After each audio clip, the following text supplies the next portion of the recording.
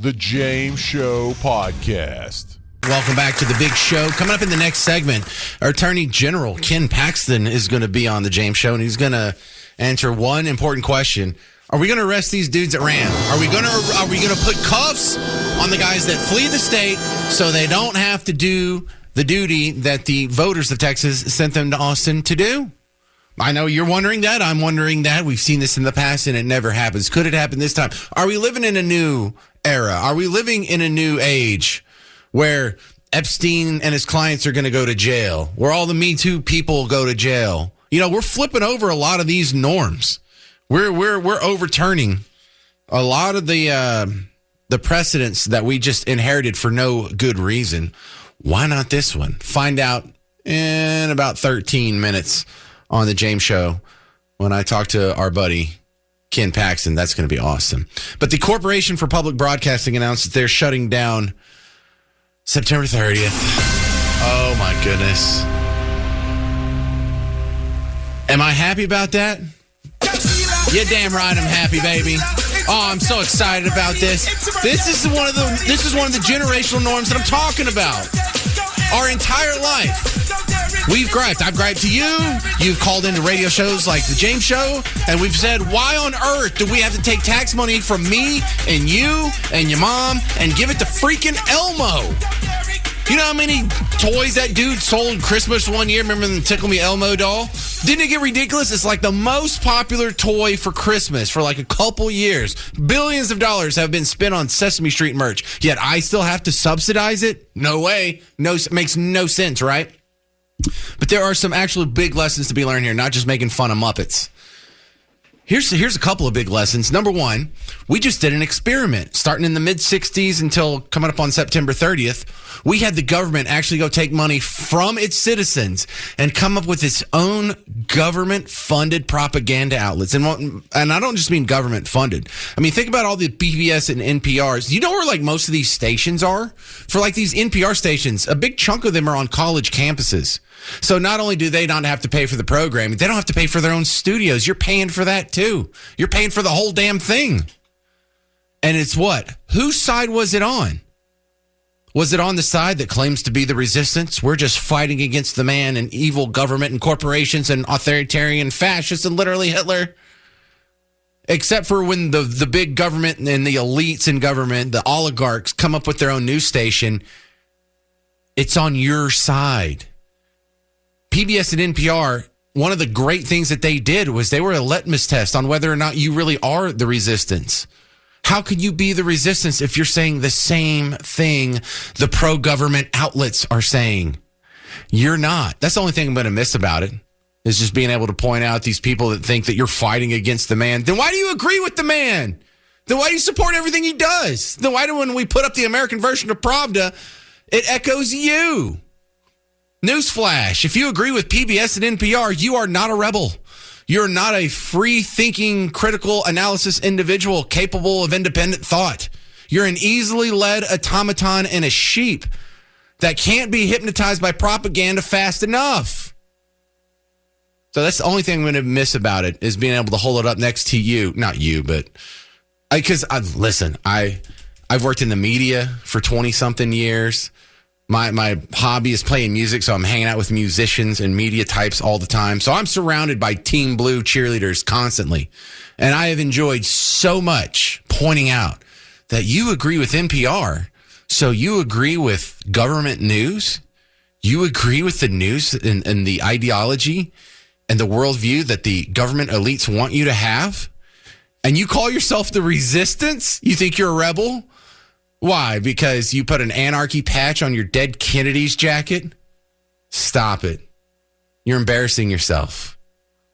But no, hell no. Look, I have a lot of professional animus for these losers.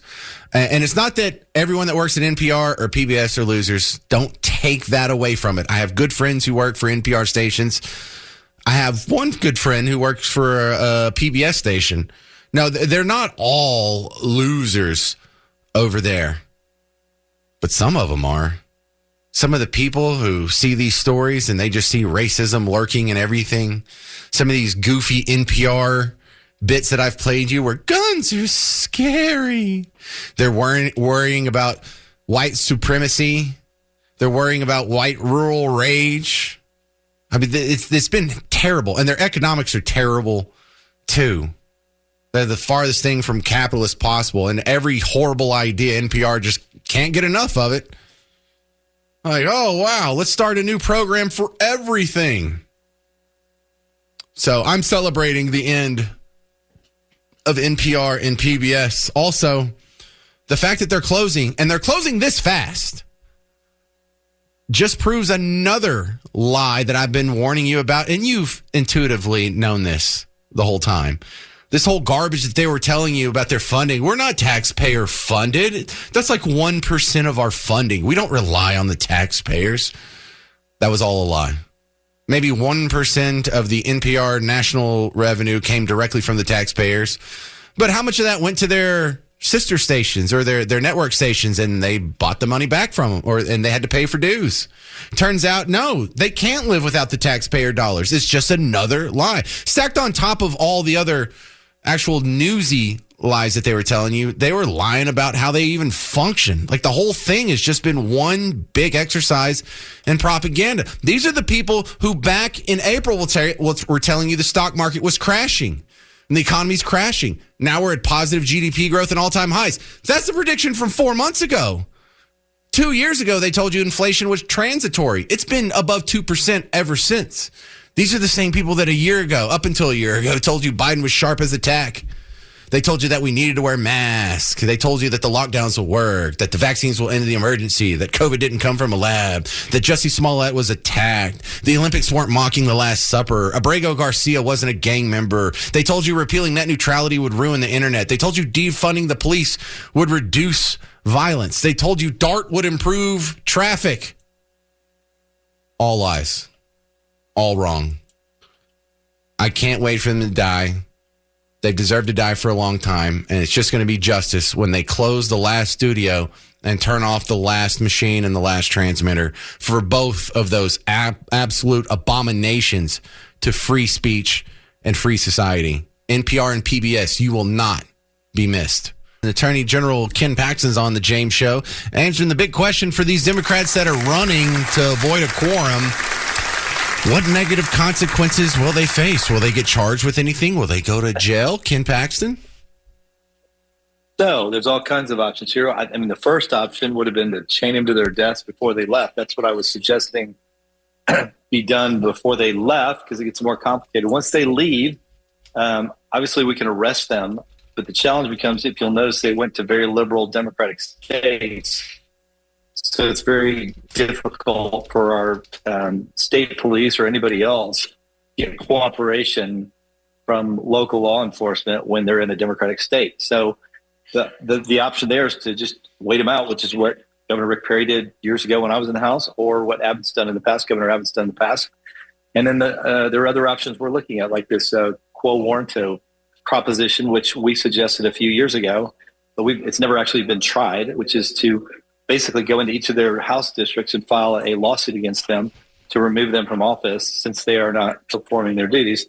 We just have to see how each court rules. And ultimately, my guess is the Texas Supreme Court would be the final say on that proposition. Well, Ken Paxton, I've been covering Texas politics for the last quarter of its century, and this has happened several times, and nothing's ever happened to them before. So I'm kind of skeptical anything will happen now.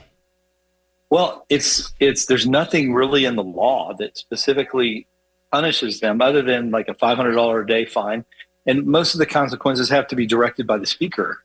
Well, if you'll remember, the speaker in Texas is often elected, even if he's a Republican, by Democrats. So the consequences of evading their responsibilities are usually have to be inflicted by the speaker. And because his votes will often come from some of those Democrats, it often doesn't get accomplished because the person responsible for punishing bad behavior typically doesn't do it. Well, our current Speaker of the House, Dustin Burrows, isn't much better than some of the guys we had in the past. Do you feel like he would be much help in this situation? Well, I mean, I'm certainly up to him. I think Dustin's a very smart guy. He's capable, but remember, it wasn't the Republican caucus that made that election. It was 20 Republicans and the Democrats picked him. Because the caucus chose somebody else.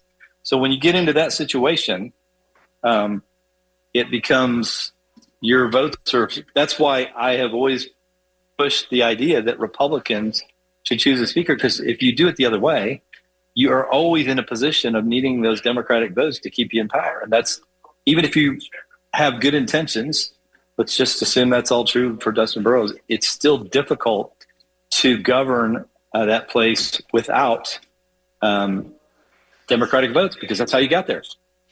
We're talking with Texas Attorney General Ken Paxton. You know, one of the weapons we have against the fleeing Democrats here is the fact that they can wait out the special session, they can come back, and then the governor can just call another special session.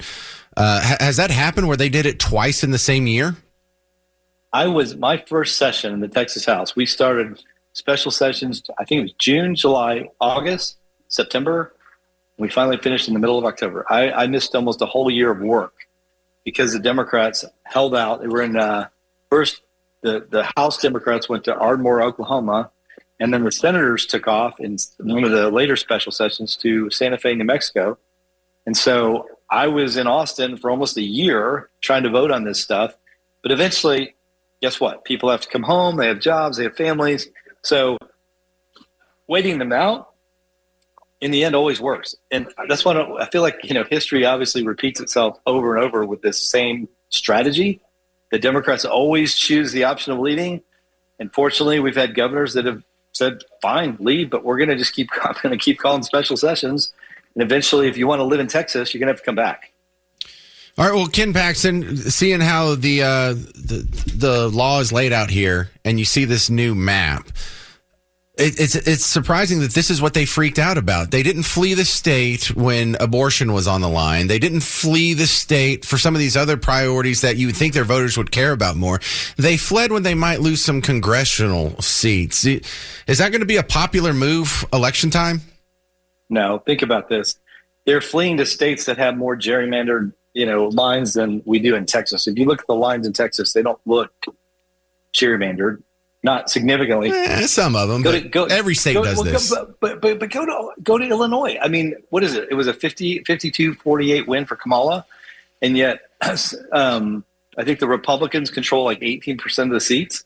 Go look at those lines, or go to New York. Those things are gerrymandered. It's clear. Pretty bad, yeah.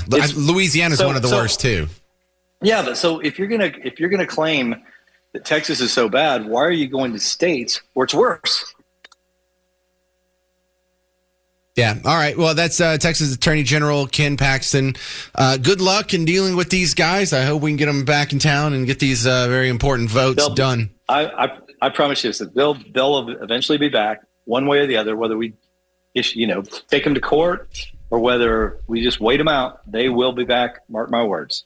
Well, thanks for coming back on the show. It's the biggest story in town, definitely here, and nationally, it's one of the top 5 stories. So it's good to hear from you. Thanks, Ken. Hey, thank you. Have a great day. Bye. Texas Attorney General Ken Paxton on the James Show, and you got to hear from him himself. Not real certain that these people are going to get arrested. Let's get it going with Dead or Alive. Oh, thank you, Mr. Jovi. And welcome you to Dead or Alive. This is the James Show game show where I'm going to list 10 celebrities or something close to it. You have to tell me if they're dead or alive. Today's category is great quarterbacks of all time. Great quarterbacks of all time. We're going to start with Greg in Burleson. You're up first on Dead or Alive. You ready, sir? I am ready to kill it. How confident are you in your knowledge of the mortal condition of quarterbacks? I'd say somewhat. I think I could do pretty good at this. All right. I hear a little confidence, but not too cocky. Let's get going here. We'll start off with an easy one. Greg in Burleson, is Dan Marino dead or alive? He is alive. Yes. He did those isotoner commercials back in the day. Dan Marino from Ace Ventura, Pet Detective.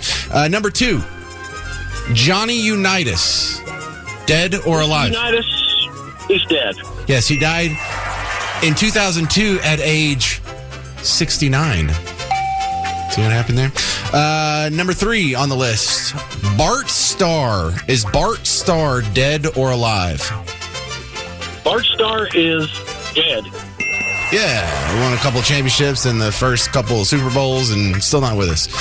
Number 4, Joe Montana, dead or alive? Alive. For bonus points, you want to guess how old he is? 67? Come on, dude. Be a little more immature than that. 69? That's right. There you go. You got bonus points there. Number 5, Otto Graham, dead or alive? Otto has passed. He is dead. Yeah, if you haven't seen a picture of him in color, he's probably dead. Y.A. Tittle, he's a Texas boy, born in Marshall, Texas, ties the record for 7 touchdowns in one game. Is he dead or alive? He's dead. He's a TCU grad as well. Yeah, Yeah, I know Garrett. See, now you got Garrett all excited, Greg. Are you going to let anyone else play, or are you just going to get all of them? Well, we'll see. All right, the next one is Steve McNair. He played for the Titans, kicked absolute butt. Is he dead or alive? He's alive. Oh, there you go. Gotcha. Now, his girlfriend killed him a few years ago. You don't remember that story? He died when he was like 38. All right, well, thanks for playing. You cleared the board for Craig and Mesquite. He's going to really appreciate your work here, Greg. Craig Mesquite, you're next up on Dead or Alive. You ready? Yeah. All right, well, Greg did a lot of the heavy lifting. You only got 3 left, so good luck, sir. We're going to start with Lynn Dawson, super important quarterback around here because he was a quarterback for the Dallas Texans before they went to Kansas City, and he won Super Bowl 4. But is Lynn Dawson dead or alive? Lynn Dawson is alive. Lynn Dawson died in 2022. You couldn't even get one, Craig? No, couldn't even get one. It was worth a shot. I appreciate you calling in and holding. Kellen in Miso Forney, you ready? I'm ready. All right, you only got 2 left. Hoorah, let's do it. Doug Williams. Well, okay, well, don't even let me do my description. For bonus points, how old is he? He is 72. Try again. 70. Come on, dude. I don't got it. All right, well, you're a decent human being. I won't push it. Finally, Dallas Cowboy legend Craig Morton. Is he dead or alive?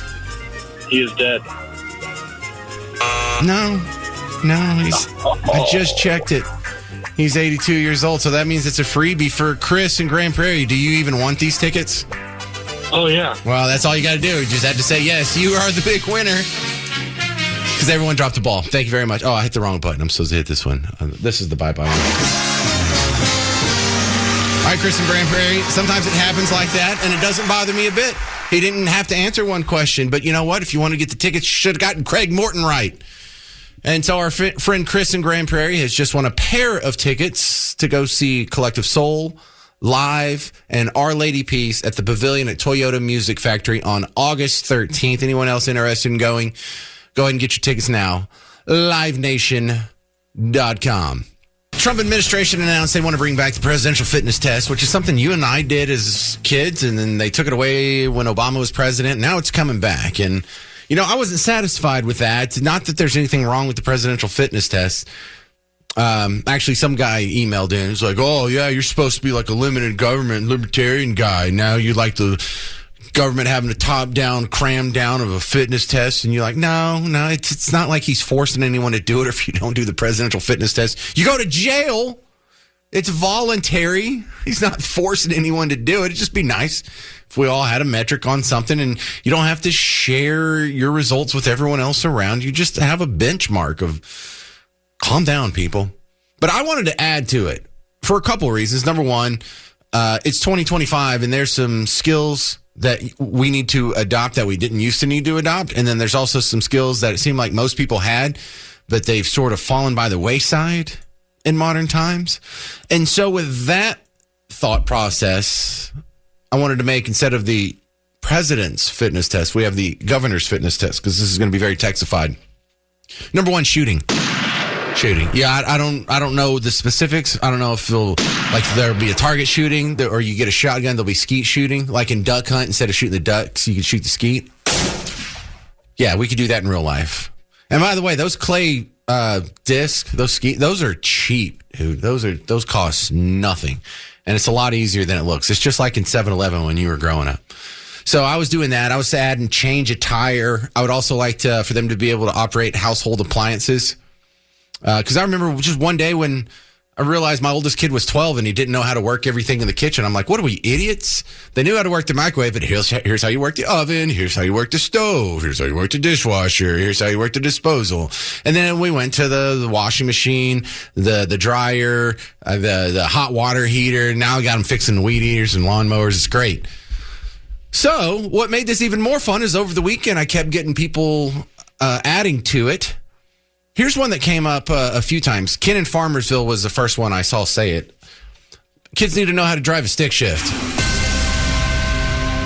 Do they?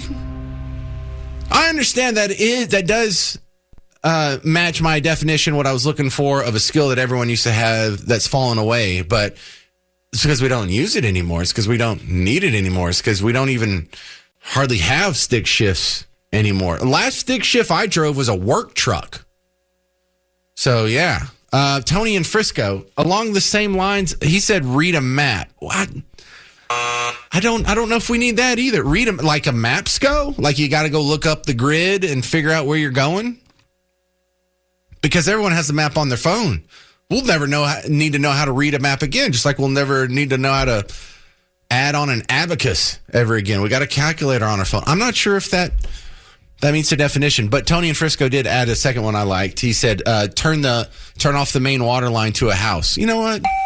We should know how to do that. Do you know where the shutoff is? Do you know where it usually is? It's usually in a hole in your front yard somewhere. Go find it. You're going to have to stick your hand in a nasty, dark, bug-filled mud hole and then turn something that hadn't been turned in 20 years. It's not a fun experience, but yeah, that's a great skill. Good one, Tony in Frisco. Some guy named Jill, Jeel, I don't know how to pronounce it. He said, change oil. He's change brakes. Mow your grass and weed eat. Yeah. Okay. That's a little more. Balance the checkbook. A lot of people said this. That's crazy. Listen, I am old as hell. I'm 48 and I don't balance my check. I'm not sure if I ever balanced my checkbook. I think I learned how to do it when I got my first checking account at age 16 at Bug Tussle State Bank, and I hadn't done it. It's all on your phone. Carry on a conversation without looking at a phone or TV. Overrated. Lynn and Lucas said, I think all kids need to learn to swim. I'll take it. I'll add that to the test. Lynn and Lucas, that's a positive. There's a big problem, though, that a lot of people were throwing in things that were academic. And that's not what we're doing here. This is a fitness test. This isn't the STAR test. This isn't the SAT. This academic brain-only stuff isn't what I was talking about. I was talking about physical stuff like dexterity, endurance, strength. You know, doing push-ups, going for a run, shooting a gun, operating household appliances, changing a tire requires something physical, not just brain stuff. So I got a whole lot of that was just brain stuff. And about 10 people said balance the checkbook. Let's see. Mary Lou said balance the checkbook. Derek said balance the checkbook. Marty said balance the checkbook. Brian said reading an atlas from point A to point B. Where are you people going? What is this insistence on maps? Because we had a few people say they need to learn how to read a map. Do they? They know how to read the map on their phone. They're not going to sail across the Atlantic without GPS or a phone. They're not going to take a sailing ship across the Atlantic. But balance the checkbook was a big one. Financial education was a big one, but it was put in 10 different ways. Budgeting or financial education or becoming proficient in finances. Derek also said money management. Making change at a cash register is kind of just an academic thing.